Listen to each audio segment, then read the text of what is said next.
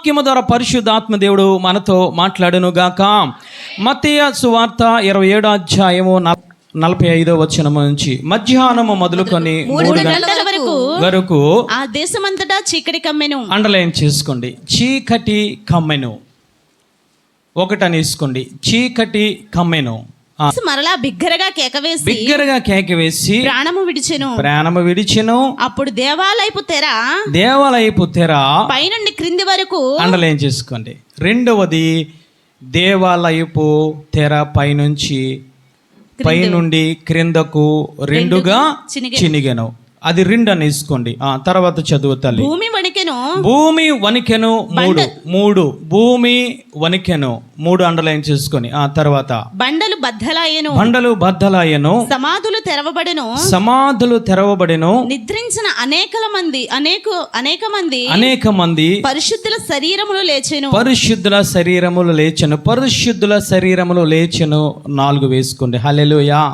మొట్టమొదటి చీకటి కమ్మెను. రెండవదిగా అక్కడ తెర చినిగెను. మూడవదిగా భూకంపము కలిగెను. 4వదిగా అక్కడ పరిశుద్ధులు సమాధులలోంచి లేచెను. హల్లెలూయా. అంటే ఎప్పుడు జరిగిందయ్యా ఈ సంఘటన, ఈ అద్భుతము, ఈ ఆశ్చర్య కార్యములు ఎప్పుడు జరిగినాయా అని అంటే ఇక్కడ లేఖనము సెలవిస్తుంది, ఆయన సిలువ వేయబడినప్పుడు. ఈయన ఎప్పుడు సిలువ వేయబడ్డారంటే ఉదయం 9 గంటల నుంచి మధ్యాహ్నం 3 గంటల వరకు ఈయన ఎక్కడ ఉన్నారనంటే సిలువ మీద ఈయన ఉన్నట్లు లేఖనము సెలవిస్తూ ఉంది. అంటే మొట్టమొదటిగా ఇక్కడ జరిగిన అద్భుత కార్యము, ఆశ్చర్య కార్యము ఏమిటనంటే మధ్యాహ్నము మొదలుకొని 3 గంటల వరకు ఆ దేశమంతటా చీకటి కమ్మెను. ఎందుకు చీకటి కమ్మింది? ఎందుకు మధ్యాహ్నం 3 గంటల వరకు చీకటి కమ్మింది? 12 గంటల నుంచి 3 గంటల వరకు చీకటి కమ్మినది అనంటే మనమందరము ఎక్కడ ఉన్నామనంటే సిలువ వేయబడక ముందు నుంచి కూడా మనము ఆయన మరణమునకు అప్పగించే ముందు నుంచి కూడా మనమందరం ఎక్కడ ఉన్నామనంటే చీకటిలో ఉన్నాం. చీకటి జీవితంలో మనం జీవిస్తూ ఉన్నాం. ఆ పాపములో ఉంటూ ఉన్నాం, ఆ శాపములో ఉంటూ ఉన్నాం, ఆ గాఢాంధకారపు లోయలలో ఉంటూ ఉన్నాం. దేవాది దేవుడు ఏమో వెలుగై ఉన్నారు, మనమేమో చీకటై ఉన్నాము. కాబట్టి అక్కడ ఎందుకు ఆ యొక్క చీకటి కమ్మెను అని అంటే అక్కడ పరిశుద్ధుడు మన కోసము ప్రాణము విడిచాడు. ఏమేం జరిగిందయ్యా అనంటే అక్కడ ఒక తీర్పు జరిగింది. అక్కడ అంటే చీకటిలో ఉన్న వారిని వెలుగులోనికి రావడానికి ఆయన సిలువలో ప్రాణత్యాగము చేశారు. కాబట్టి నిందారహితుడు నీతిమంతుడైన యేసయ్య అక్కడ చనిపోయారు. కాబట్టి ఆ ప్రదేశమంతా కూడా, ప్రపంచమంతా కూడా చీకటి కమ్మెను. మొట్టమొదట చీకటి ఎప్పుడు కమ్మిందయ్యా అనంటే నిర్గమకాండము 10వ అధ్యాయము 21వ వచనం. అసలు చీకటి ఎందుకు కమ్ముతూ ఉంది? అందుకు యెహోవా మోషేతో ఆకాశం వైపు నీ చెయ్యి చాపుము, ఐగుప్తు దేశం మీద చీకటి చేతికి తెలియనంత చిక్కని చీకటి కమ్మునెను. మోషే ఆకాశం వైపు తన చెయ్యి ఎత్తినప్పుడు ఐగుప్తు దేశమంతయు 3 దినములు గాఢాంధకారమాయెను. 3 దినములు ఒకటినొకడు కనుగొనలేదు. ఎవడును తానున్న చోటునే లేవలేకపోయెను. హల్లెలూయా. ఎప్పుడు జరిగిందయ్యానంటే ఆ ఫరో ఆ యొక్క ఇశ్రాయేల్ ప్రజలను పోనివ్వడం లేదు. అందుకు దేవాది దేవుడు ఏమి చేశారంటే 10 తెగుళ్లను ఆ యొక్క ఐగుప్తు దేశం మీదకు పంపించాడు. ఈ చీకటి అనేది ఎన్నవ తెగులు అనంటే 9వ తెగులు. 10వ తెగులు ఏమిటనంటే జ్యేష్ఠ కుమారులు ప్రతి ఒక్కరూ కూడా మరణించినట్టు లేఖనము సెలవిస్తూ ఉంది. అంటే దాని అర్థము ఏమిటనంటే అక్కడ ఐగుప్తు ప్రజలకు దేవాది దేవుడు తీర్పు తీరుస్తూ ఉన్నాడు. అక్కడ తీర్పును ప్రకటిస్తూ ఉన్నాడు. అక్కడ తీర్పు వెలువడుతుంది. కాబట్టి అక్కడ ఏమి జరిగింది అంటే 9వ ఆ యొక్క తెగులు ఏమిటనంటే ఆ దేశమంతటా కూడా చీకటి కమ్మెను. ఎలాంటి చీకటి అయ్యానంటే గాఢాంధకారపు చీకటి. 3 రోజులు చీకటి కమ్మంది. 3 రోజులు కూడా కూర్చున్నవాడు కూర్చున్నట్టే ఉండిపోయాడు, పైకి లేవడానికి వీలు లేదు. అంత చీకటిలో, అంత గాఢాంధకారము లోయలో ఉన్నారు. కాబట్టి ఆ 10వ తెగులు అంటే 10వ తెగులుకు ముందు తీర్పు వెలువడింది. ఇక్కడ సిలువలో కూడా తీర్పు వెలువడుతుంది. అది విజయమైన తీర్పు. హల్లెలూయా. ఈ లోకము అన్యాయమైన తీర్పు విధించారు, కానీ దేవుడు నిజమైన తీర్పును ఈ లోకానికి, ఆయన నమ్ముకున్న ప్రజలకు తీర్పు వెలువడుతున్నాడు. కాబట్టి ఈ సిలువలో కూడా 3 గంటలు చిమ్మ చీకటి అయింది. ఇక్కడ ఐగుప్తు ప్రజల్లో విడుదలకు ముందు చీకటి, హల్లెలూయా, విముక్తికి ముందు చీకటి, పాపము నుంచి జయము సాధించడానికి ముందు చీకటి. ఈరోజు మనం ఎక్కడ ఉంటూ ఉన్నాం? ఇంకా ఐగుప్తు యొక్క ఆశలు కలిగి ఇంకా మనము చీకటిలో ఉంటూ ఉన్నామా? లేఖనము సెలవిస్తుంది 3 గంటలు గాఢాంధకారం అక్కడ కమ్మినట్టు లేఖనము సెలవిస్తూ ఉంది. ఈరోజు మనం ఎక్కడ ఉంటూ ఉన్నాం? ఈరోజు దేవాతి దేవుడు అంటూ ఉన్నారు, యోహాను సువార్తలైన పలుమార్లు చెప్తూ ఉన్నారు ఏమిటంటే, నేను ఈ లోకమునకు వెలుగై ఉన్నాను. హల్లెలూయా. ఈ లోకమునకు వెలుగై ఉన్నాను. ఆ వెలుగు యొక్క సాక్ష్యము చెప్పడానికి ఈ భూమి మీదకి నేను వచ్చానని ఆయన మాట్లాడుతున్నారు. ఈరోజు అక్కడ చీకటి కమ్మడానికి గల కారణం ఏమిటనంటే, అక్కడ తీర్పు వెలువడబోతోంది. ఎటువంటి తీర్పు అనంటే, ఒకరికో ఇద్దరికో కాదు, ఈ లోకానికంతటికీ కూడా, ఈ లోకంలో పాపముతో నిండి ఉన్న, ఆ చీకటిలో మరగిపోతూ ఉన్న, అంధకారములో ఉన్న, ఆ పాప బంధకములో ఉన్న ప్రతి ఒక్కరికి కూడా తీర్పు వెలువడబోతుంది. కాబట్టి అక్కడ చిమ్మ చీకటి ఏర్పడినట్టు లేఖనము సెలవిస్తూ ఉంది. 1వ పేతురు రాసిన పత్రిక 2వ అధ్యాయము 24, 25 వచనములు మరలా చదవండి. మనము పాపముల విషయమై చనిపోయి, పాపము విషయమై చనిపోయి నీతి విషయమై జీవించినట్లు ఆయన తానే తన శరీరమందు మన పాపములను మ్రాను మీద మోసుకొనెను. ఆయన పొందిన గాయముల చేత స్వస్థత నొందితిరి. గొర్రెల వలె దారి తప్పిపోతిరి గాని ఇప్పుడు మీ ఆత్మల కాపరియు అధ్యక్షుడునైనా ఆయన వైపుకు మల్లుడు. హల్లెలూయా. ఎందుకయ్యా అక్కడ చీకటి ఏర్పడింది అనంటే, ఆ చీకటి ఉన్న ఈ సామ్రాజ్యంలో, ఈ చీకటిలో ఉన్న ఈ లోకంలో యేసయ్య తీర్పు ద్వారా ఏమి వచ్చిందయ్యానంటే, వెలుగు రావడం జరిగింది. హల్లెలూయా అంటూ ఉన్నారు. ఆయన పొందిన దెబ్బల చేత మనకు స్వస్థత. ఈరోజు లేఖనము సెలవిస్తుంది, అరికాళ్ళు మొదలుకొని నడినెత్తు వరకు ప్రతి ఒక్కరికి పచ్చి పుండ్లు, గాయములు. ఏమిటి గాయములు, ఏమిటి పచ్చి పుండ్లు అంటే, నిన్ను చీకటి ఆవరించింది, అంధకారం ఆవరించింది, పాపము ఆవరించింది, పాప సంకట్లు ఆవరించింది. కాబట్టి ఆయన పొందిన దెబ్బల చేత నీకు స్వస్థత. హల్లెలూయా. అంటే నీ ప్రతి గాయమునకు, ప్రతి పాపమునకు, ప్రతి శాపమునకు, ప్రతి పాప కాడిని ఆయన విరగొట్టి నీలో వెలుగును నింపి నీకు ఆయన స్వస్థతనివ్వడం జరిగింది. హల్లెలూయా.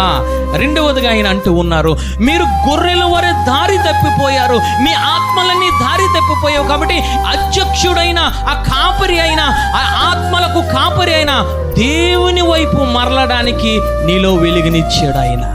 హల్లెలూయా.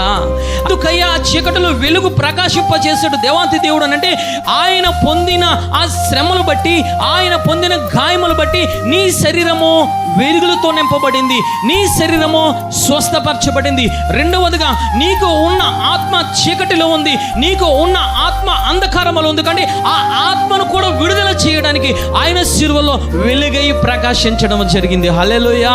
అందుకే ఆయన మాట్లాడుతూ ఉన్నారు ఏమిటయ్యానంటే, మీరు గొర్రెల వలె దారి తప్పిపోతిరి గనుక మీ ఆత్మలకు కాపరియు అధ్యక్షుడునైనా ఆయన వైపుకు మళ్ళీ ఉన్నారు. చప్పట్లు కూడా దేవాది దేవుని స్తుతిద్దాం. హల్లెలూయా. అంటే తీర్పునకు ముందు ఏమి జరుగుతుంది అంటే, అంధకారం వస్తుంది. విడుదలకు ముందు అంధకారము, పాప విముక్తికి ముందు అంధకారము, చీకటి ఉన్నది. కాబట్టి ఆయన దేనిని విడుదల చేశాడంటే, 1 నీ శరీరమును విడుదల చేశాడు, 2 నీ ఆత్మను ఆయన విడుదల చేశాడు. హల్లెలూయా. ఏ విధముగా అయ్యానంటే, ఆయన సిలువలో మరణించారు కాబట్టి ఆ వెలుగు నీకు నాకు ప్రకాశింపజేశాడు ఆయన. హల్లెలూయా. అందుచేత ఈ మత్తయి సువార్తల 27వ అధ్యాయము 45వ వచనములో ఆయన మాట్లాడుతున్నారు ఏమిటంటే, మధ్యాహ్నము మొదలుకొని 3 గంటల వరకు దేశమంతటా చీకటి కమ్మెను. ఆ చీకటి అంతా పోయింది ఆయన మరణము ద్వారా. నీ శరీరమునకు స్వస్థత ఉంది.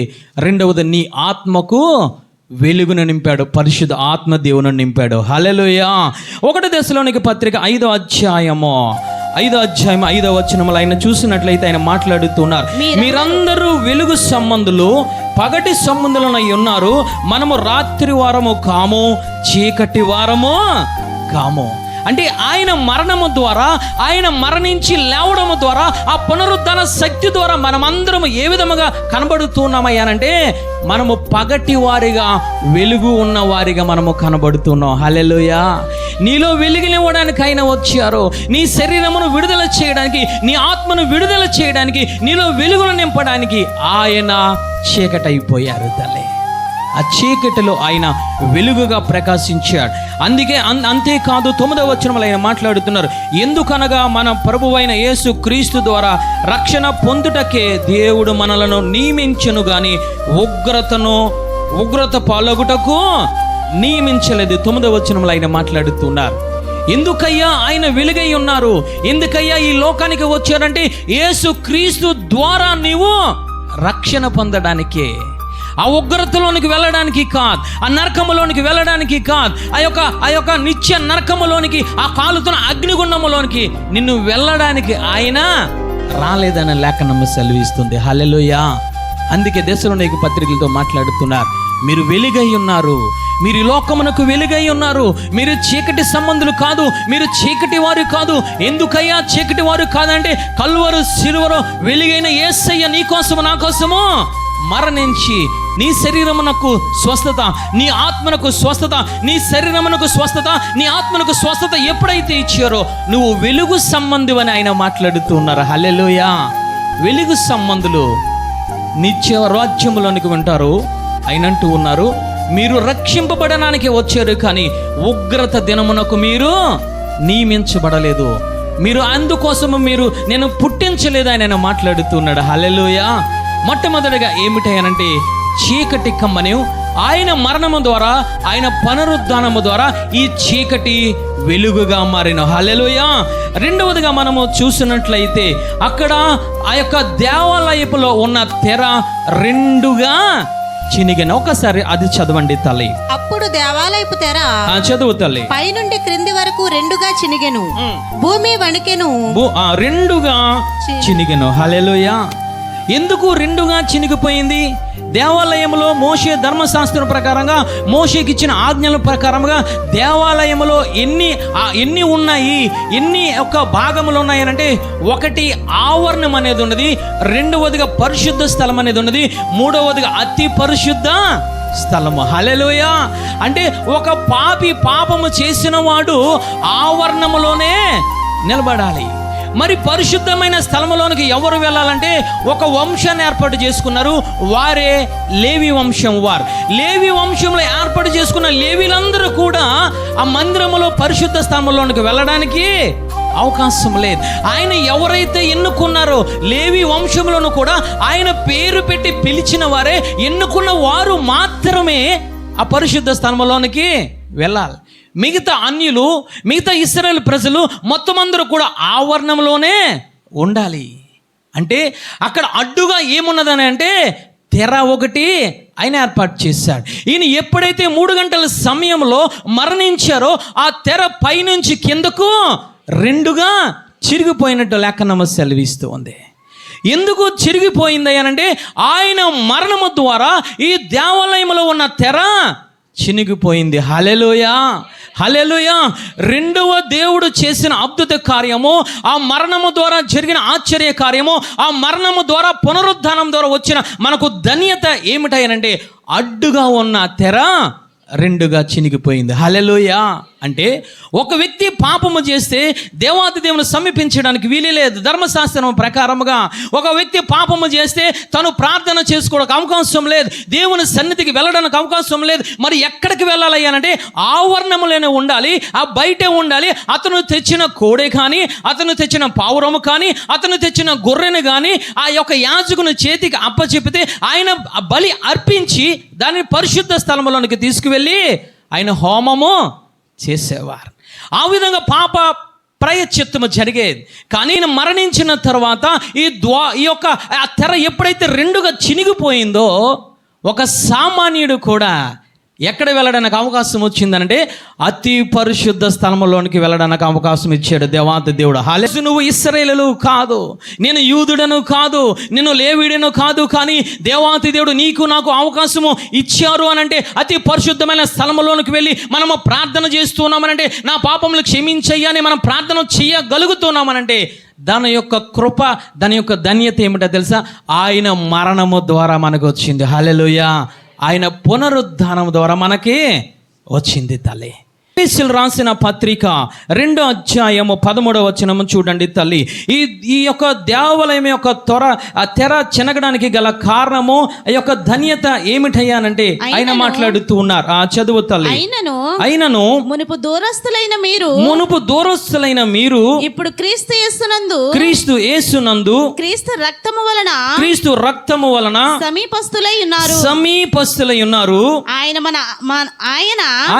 మన సమాధానమై ఉండి మీకును మాకును ఉండిన ద్వేషమును అనగా విధిరూపకమైన ఆజ్ఞలు గల ధర్మశాస్త్రమును తన శరీరమందు కొట్టువేయుట చేత మధ్యగోడను పడగొట్టి మన ఉభయులను ఏకము చేసెను. హల్లెలూయా. అంటే ఎక్కడో నువ్వు దూరముగా ఉన్న నిన్ను, ఆవరణములో నివసిస్తున్న నిన్ను, ఆ పాపములో ఉన్న నిన్ను ఆయన ఏమి చేశాడనంటే ఆ యొక్క తెర చినగడం వల్ల ఏకము చేశాడు. హల్లెలూయా. ఆవరణంలో ఉండవలసిన వ్యక్తి ఆవరణంలో ఉండడానికి వీలు లేదు. ఎక్కడికి రావాలంటే అతి పరిశుద్ధ స్థలంలోనికి వెళ్ళవచ్చు. హల్లెలూయా. అంటే దూరస్తులైన మిమ్మలను సమీపస్తులుగా చేసింది ఏమిటనంటే యేసు రక్తము. హల్లెలూయా. పునరుద్ధానము తల్లి. అంతేకాదు ఆయన అంటూ ఉన్నారు, మీ మీద ద్వేషమును తీసివేసి ఆయన ప్రేమనుంచాడు. హల్లెలూయా. మీరు దూరముగా ఉన్నవారిని దగ్గర చేశాడు, ద్వేషముగా ఉన్నవారిని ప్రేమ కలిగేటాగా చేశాడు. అంతేకాదు ఆయనకు మీకు ఉన్న మధ్య గోడను ఆయన తీసివేశాడు. హల్లెలూయా. పడగొట్టి ఏమి చేశాడో తెలుసా? తండ్రిని నిన్ను ఏకము చేశాడు. హల్లెలూయా. అంటే ఆయన మరణము ద్వారా పునరుద్ధానము ద్వారా నీకు రెండవ ధన్యత ఏమిటయ్యానంటే ఆయన మాట్లాడుతూ ఉన్నారు, దూరముగా ఉన్న నిన్ను దగ్గరికి చేర్చారు. ఇదిగో ఆయన ద్వేషిస్తూ ఉన్నాడు పాపమును, కానీ ఆ పాపమును పోగొట్టి ఆయన నిన్ను దగ్గరగా తీసుకుని సమీపస్తులుగా తీసుకుని ఆయన నిన్ను ప్రేమిస్తూ ఉన్నాడు. మూడవదిగా నీకు నాకు ఉన్న అడ్డుగోడలైన పాపమును తీసివేసి ఇద్దరిని ఏకము చేశాడు. హల్లెలూయా. ఇప్పుడు నువ్వు నేను ఏ విధముగా ఉన్నామో తెలుసా? ఆయన శరీరములో శరీరమై ఉన్నాం, ఆయన రక్తములో రక్తమై ఉన్నాం, ఆయన ఆత్మలో ఆత్మై ఉన్నాము. హల్లెలూయా. చప్పట్లు కూడా దేవాది దేవుని స్తుతిద్దాం. అంటే ఆ దేవాలయంలో ఉన్న తెర చినగడానికి గల కారణం ఏమిటనంటే దూరముగా ఉన్న నిన్ను దగ్గరగా చేర్చడానికి. మరి దూరముగా ఉన్న నిన్ను దగ్గరగా చేర్చినప్పుడు ఆయన నీకు ఏమవుతారో తెలుసా? ఆయన నీకు తండ్రి అవుతారు, నీవు ఆయనకు కుమారులు అవుతావు. అందుకే రోమాపత్రికలు ఆయన మాట్లాడుతూ ఉన్నారు. రోమాపత్రిక 8వ అధ్యాయము 14వ వచనం చూద్దాం. దేవుని ఆత్మ చేత ఎందరు నడిపింపబడుదురో వారందరూ దేవుని కుమారులయ్యుందురు.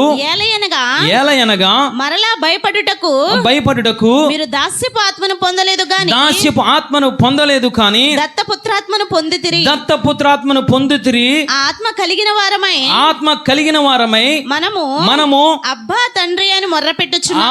తండ్రి అని మొర్రపెట్టుచున్నాము. హల్లెలూయా. ఆ యొక్క తెర చినిగడానికి గల కారణం ఏమిటనంటే నువ్వు సమీపముగా ఏ విధముగా వచ్చావనంటే ఒక కుమారుడుగా ఆయనకి నువ్వు చేర్చబడ్డావు. హల్లెలూయా. అందుకే ఆయన మాట్లాడుతున్నాడు, నువ్వు దాస్యాపు ఆత్మను నువ్వు కలిగి లేవు, కానీ దత్తపుత్ర ఆత్మను నేను నీకు ఇచ్చాను. ఆ ఆత్మను పొందుకున్నవారు ఏ విధముగా ప్రార్థన చేయాలంటే అబ్బా తండ్రి అను ప్రార్థన చేయాలి.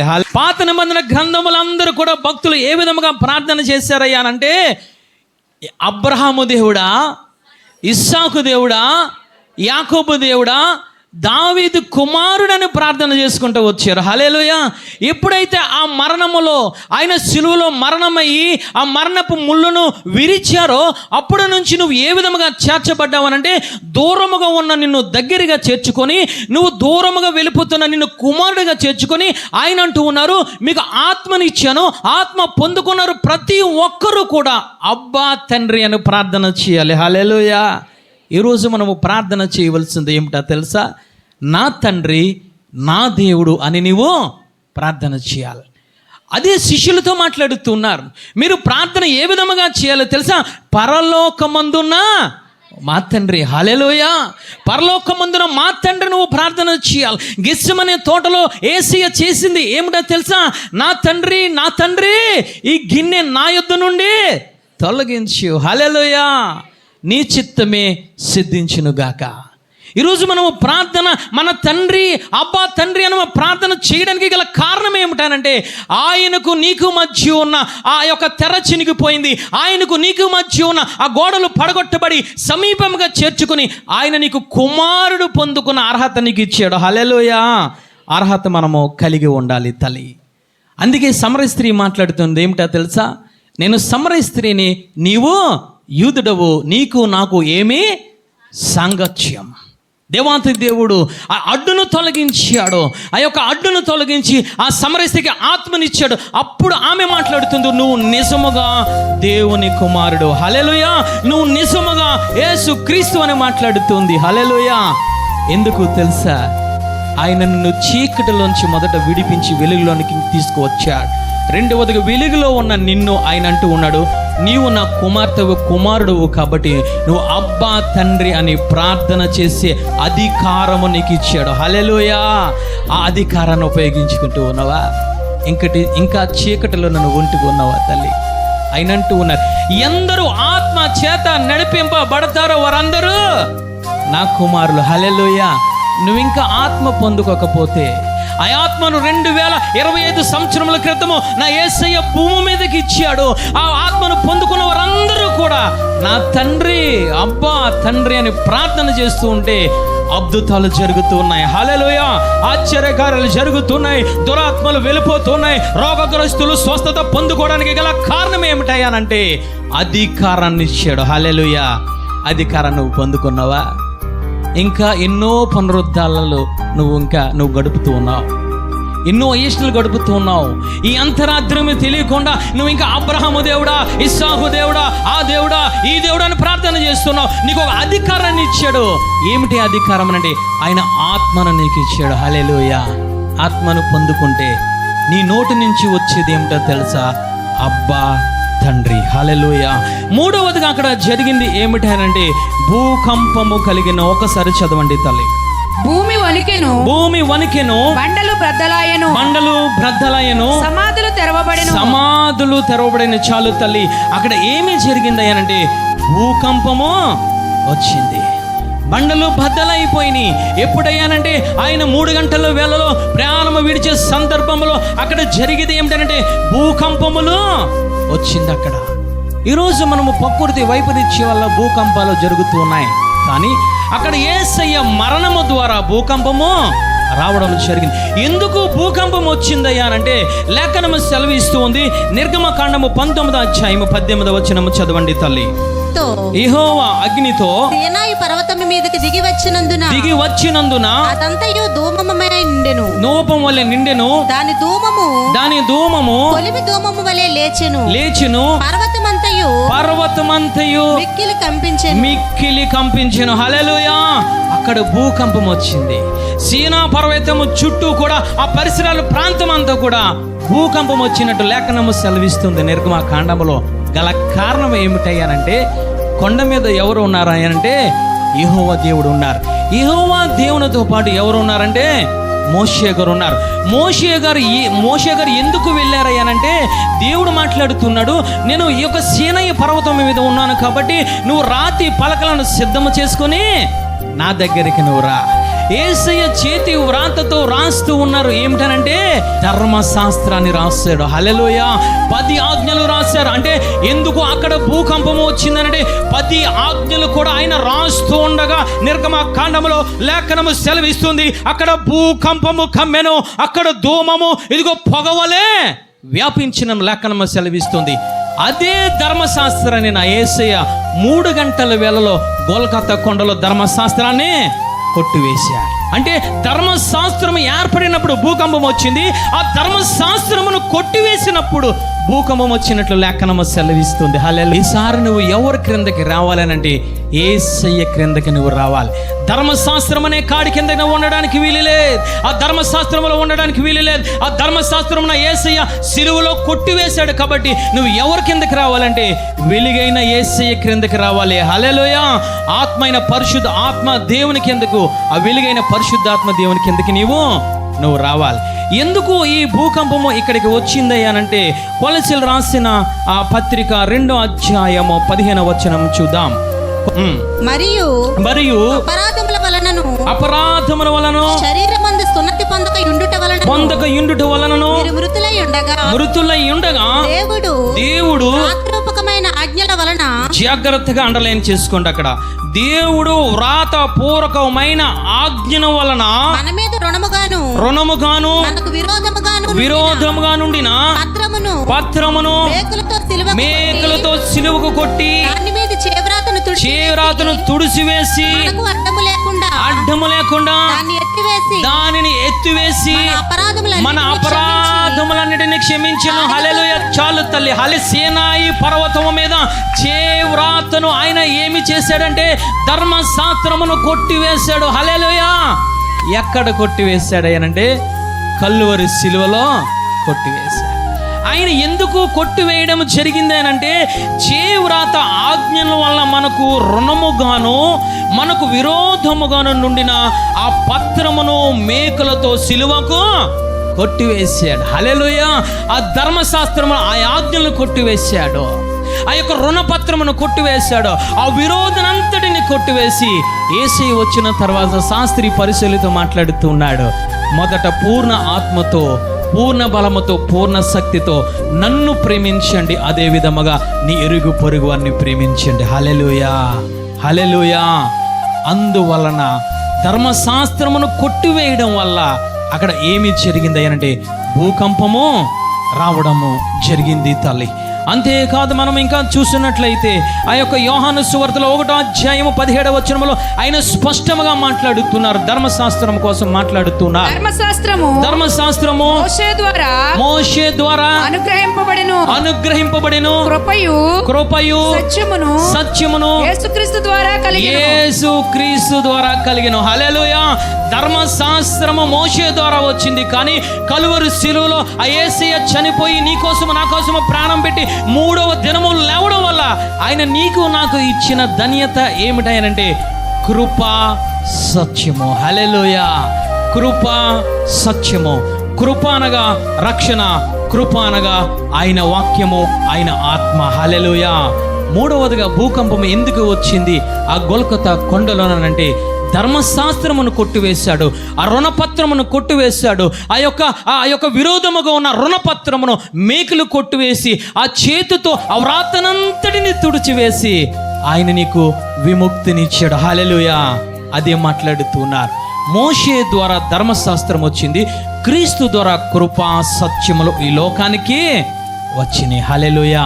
మొట్టమొదటిది ఏమిటంటే చీకటి వెలుగుగా మారింది. 2వదిగా ఆ యొక్క తెర అడ్డముగా చిరిగిపోయి నువ్వు దూరముగా ఉన్న నిన్ను సమీపముగా తీసుకువచ్చి నీ శరీరమునకు నువ్వు స్వస్థత, నీ ఆత్మకు స్వస్థతనిచ్చాడు.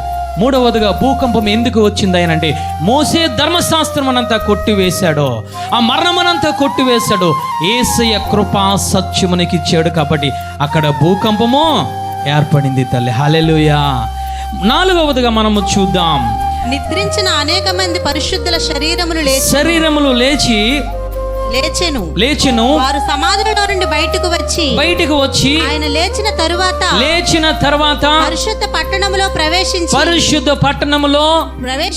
ప్రవేశించి అనేకులకు ఆగపడరి. ఆయన లేచినప్పుడు అండర్లైన్ చేసుకోండి. హల్లెలూయా. ఆయన లేచినప్పుడు ఎవరాయన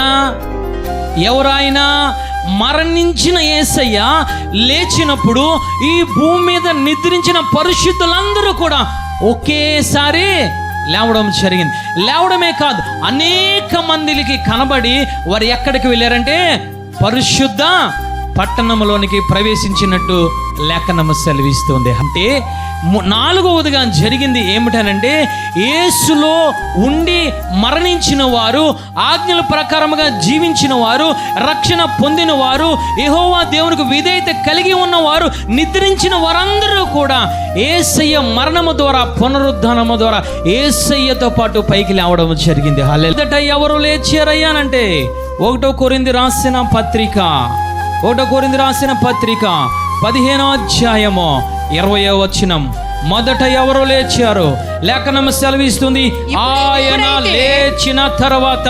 చదువు తల్లి. ఇప్పుడైతే నిద్రించిన వారిలో ప్రథమ ఫలముగా క్రీస్తు మృతుల్లో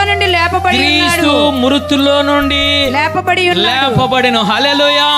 అందుకే మత్తయి సువార్తలో ఆయన మాట్లాడుతున్నారు, ఆయన లేచిన తర్వాత. హల్లెలూయా.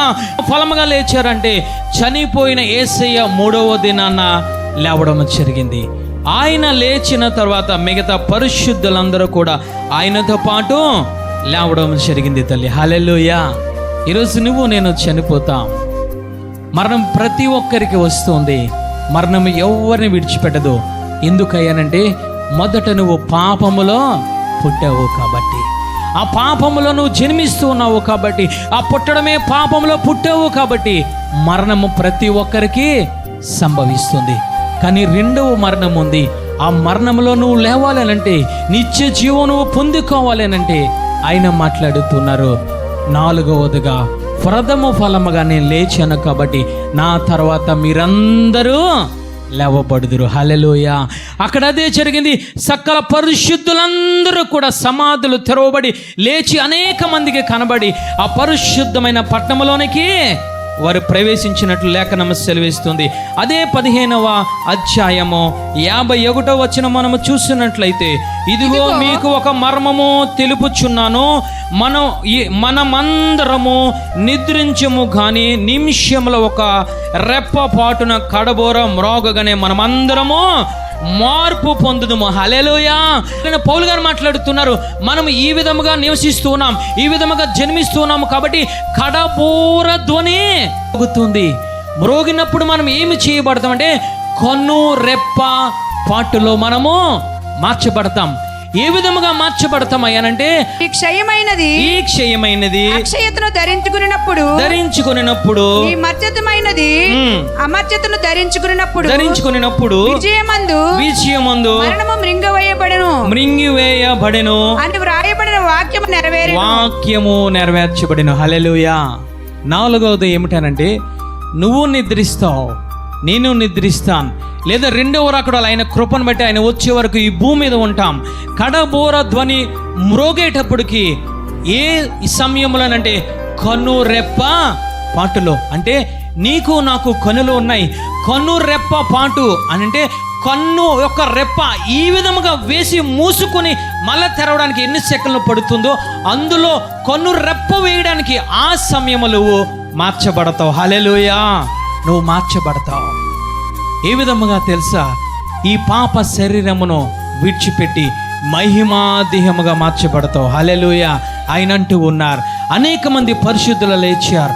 ఆయన ప్రథమ ఫలముగా లేచాడు కాబట్టి మరణించిన వారందరూ కూడా, ఇదిగో భూమి మీద ఉన్న వారందరూ కూడా కడబోర ధ్వని మ్రోగిన వెంటనే సకల పరిశుద్ధులతో కూడా ఆయనతో వెళ్ళిపోవడానికి నువ్వు కనురెప్ప పాటలో నీ దేహము మహిమా దేహముగా మార్చబడుతుందని మాట్లాడుతున్నాడు. హల్లెలూయా. ఈరోజు ఎప్పుడు మహిమ దేహముగా మార్చబడతావు? రక్షణ పొందితే సరిపోతుందా? రక్షణ పొంది ఆ యొక్క చనిపోయేటప్పటికి దేవుడు లేకపోతే ఆయన స్వరము వచ్చేటప్పటికి ఆ కడబోర ధ్వని వినేటప్పటికి ఆ రెప్పపాటులో నీవు నేను వెళ్ళలేం. ఎప్పుడయ్యానంటే ఆయన స్పష్టంగా ఆయన సెలవిస్తూ ఉన్నారు. 1 దశలోనిక పత్రిక 4వ అధ్యాయము 16 చదువు తల్లి. 16 ఆర్భాటముతోను ప్రధాన దూత శబ్దముతోను దేవుని బోరతోను పరలోకము నుండి ప్రభు దిగువచ్చును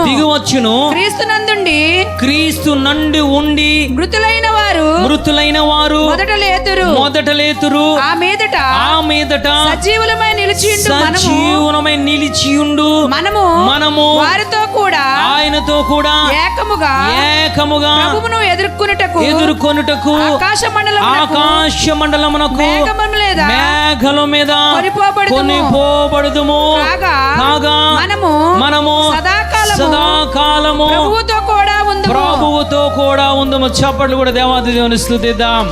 హల్లెలూయా.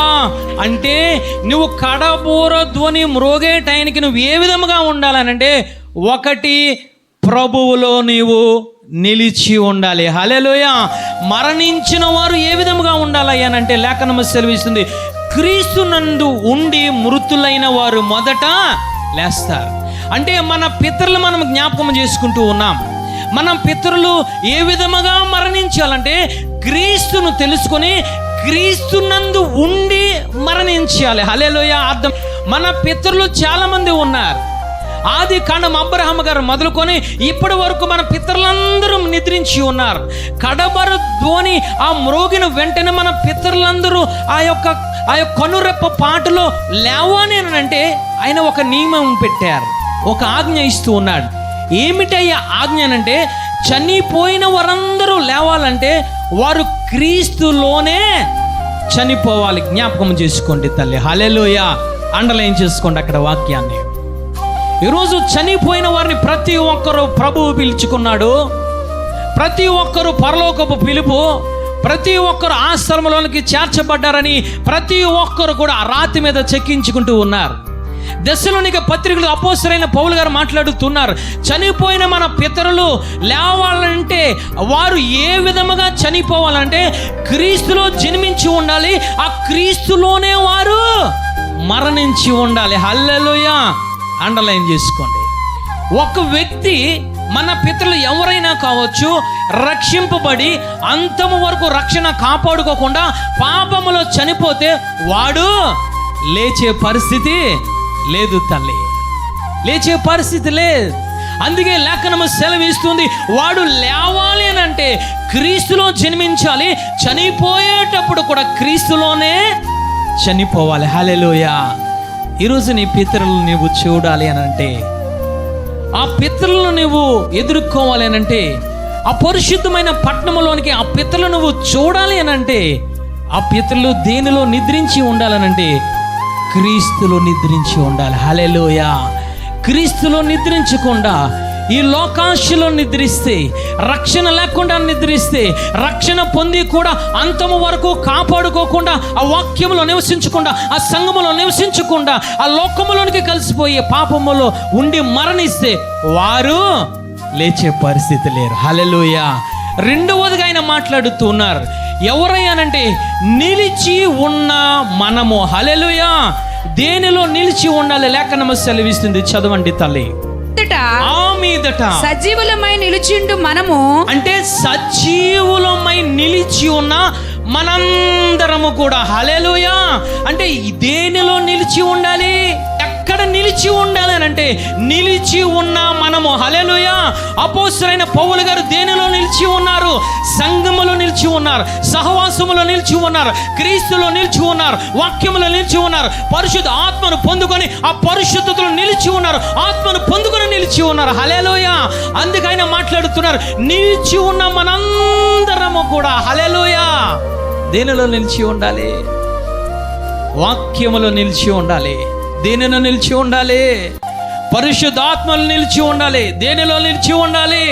పరిశుద్ధతలో నిలిచి ఉన్న మనందరము కూడా ఏకముగా ఆయన దగ్గరికి వెళ్ళాలి అని అంటే, హల్లెలూయా, నువ్వు రక్షణలో నిలిచి ఉండాలి, ఆయన సంఘములో నిలిచి ఉండాలి, ఆయన సహవాసంలో నిలిచి ఉండాలి, ఆయన రొట్టె విరుచుటలో నిలిచి ఉండాలి, వాక్యములో నిలిచి ఉండాలి, ఆ యొక్క పరిశుద్ధ ఆత్మలో నిలిచి ఉండాలి, ఆ యొక్క సహవాసములో, ఆ పరిశుద్ధమైన సహవాసములో నేను నిలిచి ఉన్నప్పుడు మాత్రమే పరిశుద్ధులతో పాటు నీవు కూడా ఏకముగా మేఘారూఢుడై ఆయన దగ్గరికి వెళ్తావు. హల్లెలూయా.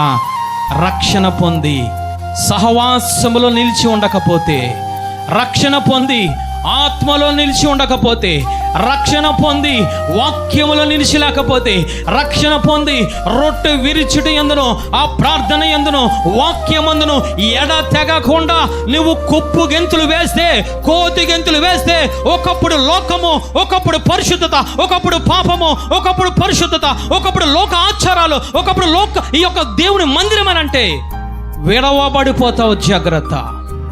లేఖనము సెలవిస్తుంది 4 అద్భుతాల్లో 4వది ఏమిటో తెలుసా? నువ్వు ఏ విధముగా నువ్వు ఎత్తబడతావు. కన్ను రెప్పపాటులో ఎత్తబడతావు. కన్ను రెప్పపాటులో ఎత్తబడేటప్పుడు నువ్వు ఎక్కడ ఉండాలనంటే నిలిచి ఉండెను అనుభవములో నువ్వు ఉండాలి. హల్లెలూయా. ఈరోజు వాక్యము వింటున్నా నీవు నేను నిలిచి ఉంటూ ఉన్నామా? నిలిచి ఉంటూ ఉన్నామా? వాక్యాన్ని నీకు తెలుసు, వాక్యము ప్రకారంగా నడవగలుగుతున్నావా? వాక్యాన్ని ప్రకారం నివసించగలుగుతున్నావా? లేదా ఈ లోక మనుషులు నడిచినట్లు లోకంలో కొద్దిసేపు దేవునితో నడుస్తూ ఉన్నావేమో తల్లి. అనేక మంది రక్షణలు నిలిచి ఉన్నారు, కానీ కడబోర ధ్వని వచ్చేసరికి ఆ రక్షణలను, ఆత్మలోను, ఆ యొక్క వాక్యములను, సంఘములను, సహవాసంలో లేకపోతే నీవు విడవబడతావు. నిద్రించే సమయానికి అనేక మంది పరిశుద్ధులుగా చెప్పబడుతున్నవారు, పరిశుద్ధులైన వారు ఆయనలో నిద్రించలేదు. ఇస్కరియోతు యూదా ఆయనకు తెలుసు, ఆయనతో కూడా ఉన్నారు, ఆయనతో సహవాసం చేశాడు, కానీ మరణించేటప్పుడు క్రీస్తులో వారు మరణించలేదు. అంతేకాదు మొట్టమొదటి సౌలు మహారాజు క్రీస్తులో మరణించలేదు. ఆకాను క్రీస్తులో మరణించలేదు. అంతేకాదు అనేక మంది ఆ భక్తులుగా చెప్పబడుతూ ఉన్నవారు మరణించే సమయానికి క్రీస్తులో మరణించలేని కారణముగా పరలోక రాజ్యంలో చేర్చలేకపోయారు. కొత్త నిబంధన గ్రంథంలో అదే మాట్లాడుతున్నాడు.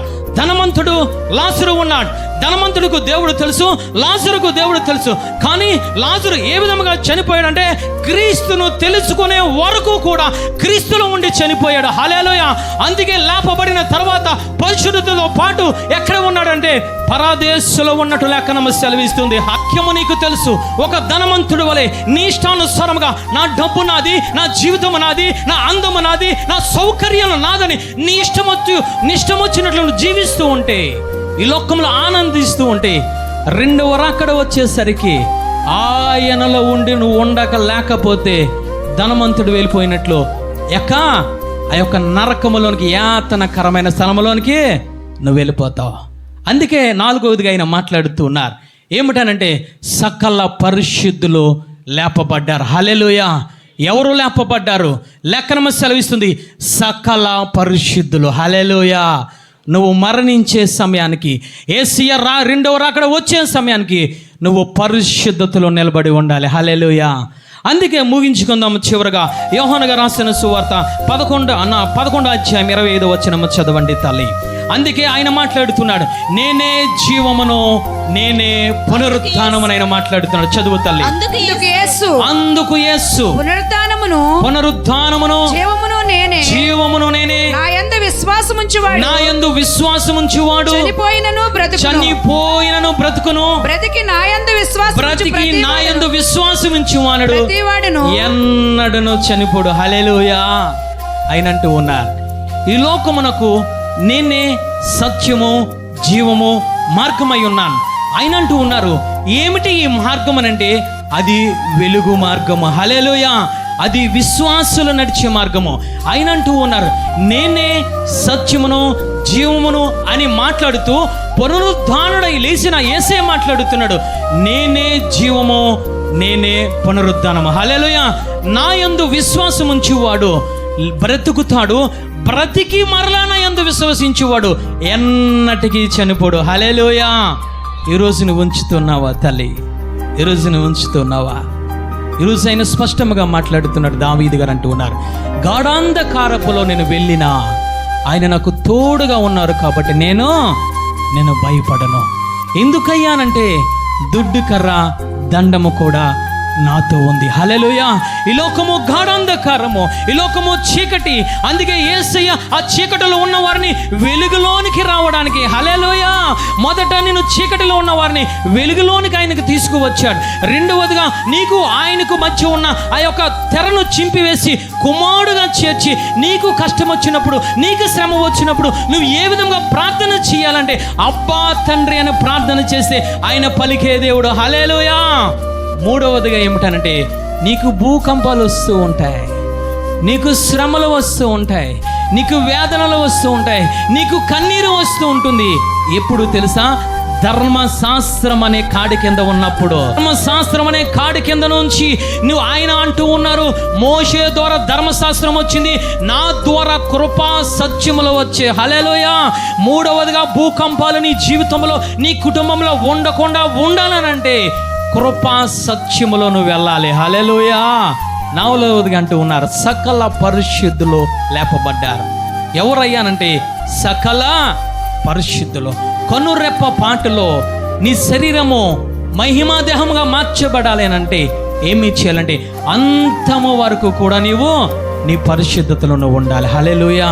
మన పరిశుద్ధులందరూ, మన పితరులందరూ కూడా, మన ఆత్మీయ తండ్రి కూడా ఎక్కడ ఉన్నారంటే పరదేశంలో ఉన్నారు. హల్లెలూయా. అబ్రహాము రొమ్ములో ఉన్నారు.